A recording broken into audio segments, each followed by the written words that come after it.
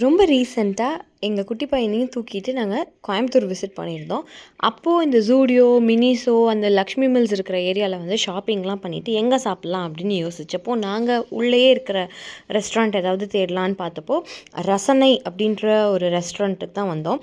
எந்த ஒரு எக்ஸ்பெக்டேஷனுமே இல்லாம உள்ள வந்தோம். கண்டிப்பா கொஞ்சம் ப்ரைஸியா தான் இருக்கும்னு தெரியும். பட் டேஸ்ட் எப்படி இருக்குது அப்படின்னு பார்த்துருவோம் அப்படின்னு சொல்லிட்டு தான் வந்து எக்ஸ்ப்ளோர் பண்ணலான்னு வந்தோம்.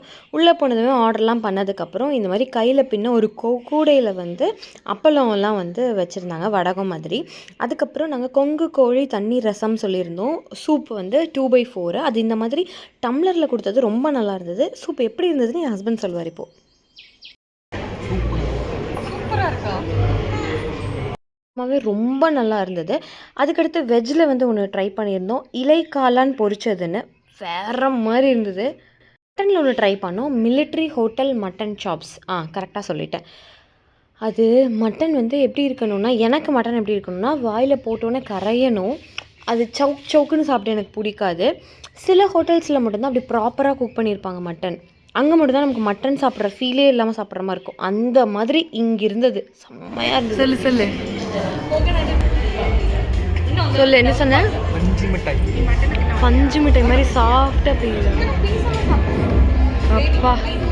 நெக்ஸ்ட் நூல் பரோட்டா. சும்மா பேருக்கு நூல் பரோட்டானெல்லாம் இல்லாமல் நிஜமாலுமே அப்படி தூக்கும்போது நூல் நூலாக அப்படி பிரிஞ்சுது. நம்ம நிறைய பேரோட ஷேர் பண்ணி சாப்பிட்றதுக்காக பிக்கெல்லாம் தேவையில்லை, இப்படி இழுத்தாவே வந்துடுற மாதிரி இருந்தது.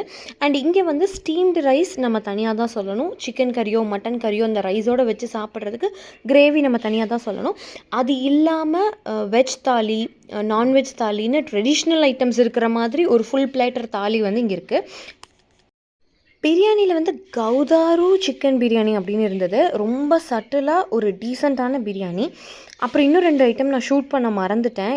பரோட்டாவும் கோரி கீ சிக்கன் ரோஸ்ட்டும். அந்த சிக்கன் ரோஸ்ட் வந்து குழந்தைங்க சாப்பிட்ற மாதிரி இருந்தது. பாட்டிலுக்கும் 125 பே பண்ணுறதுனால நம்ம இந்த கிளாஸ் பாட்டிலை எடுத்துகிட்டு வந்துக்கலாம். இது நல்லா இருந்துச்சு, அது கொஞ்சம் சுமாராக இருந்தது அப்படின்னு சொல்கிறதுக்கு அங்கே பேச்சே இல்லை. எல்லாமே ரொம்ப நல்லா இருந்தது. நான் கூட ஃபஸ்ட்டு எல்லாமே ஒரு மாதிரி டிஃப்ரெண்ட்டாக இருக்குல்ல அப்படின்னு சொன்னப்போ தான் என் ஹஸ்பண்ட் சொன்னார், டிஃப்ரெண்ட்டாலாம் இல்லை, இதுதான் நம்ம சவுத் இண்டியன் ட்ரெடிஷ்னலான சாப்பாடு அப்படின்னு சொன்னார். அது மாதிரி எல்லாமே ரொம்ப ட்ரெடிஷ்னலாக அவ்வளோ டேஸ்ட்டாக இருந்தது. ஒரு ஹை குவாலிட்டி ஃபுட் சாப்பிட்டா எப்படி இருக்குமோ அந்த மாதிரி ஒரு ஃபீல். நெக்ஸ்ட் டைம் போனீங்கன்னா கண்டிப்பாக ட்ரை பண்ணி பாருங்கள்.